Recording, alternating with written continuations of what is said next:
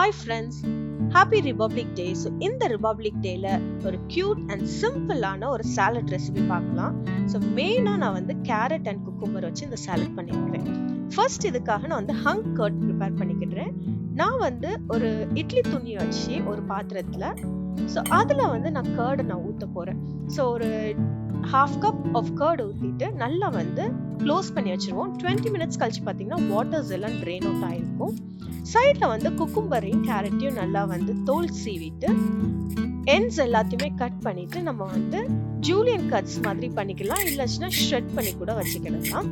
So இது சைடில் ready பண்ணிகிட்டே இருக்கும் போது நம்மளுடைய கர்டில் உள்ள அந்த வாட்டர் கண்டென்ட் எல்லாமே என்ன ஆயிருக்குன்னா மெதுவாக வந்து இந்த துணிலேருந்து ட்ரிப் ஆயிருக்கும். ஸோ எக்ஸஸ் வாட்டரை நான் இந்த மாதிரி ஸ்குவீஸ் அவுட் பண்ணி எடுத்துக்கிட்டேன். பார்த்தீங்கன்னா இந்த டைம் நம்மளுக்கு நல்லா கட்டியான தயிர் கிடைச்சிருக்கும். இந்த ஹங் கர்ட் வச்சு நம்ம நிறைய சாலட் ரெசிபி யூஸ் பண்ணலாம்.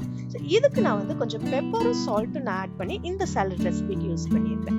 ஸோ இதை நல்லா வந்து ட்ரெஸ்ஸிங் மாதிரி கேரட்டையும் குக்கும்பரையும் எண்ட்ஸில் வச்சுட்டு மிடில் நான் வந்து இந்த ஹங் கர்டை வந்து நான் ஆட் பண்ணியிருக்கிறேன். கண்டிப்பாக இந்த ரெசிபியை ட்ரை பண்ணி பாருங்கள். ரொம்ப சிம்பிள் அண்ட் குயிக்காக நம்மளுக்கு ஹெல்த்துக்கும் நல்லா பெனிஃபிஷியலான ஒரு சாலட் ரெசிபி.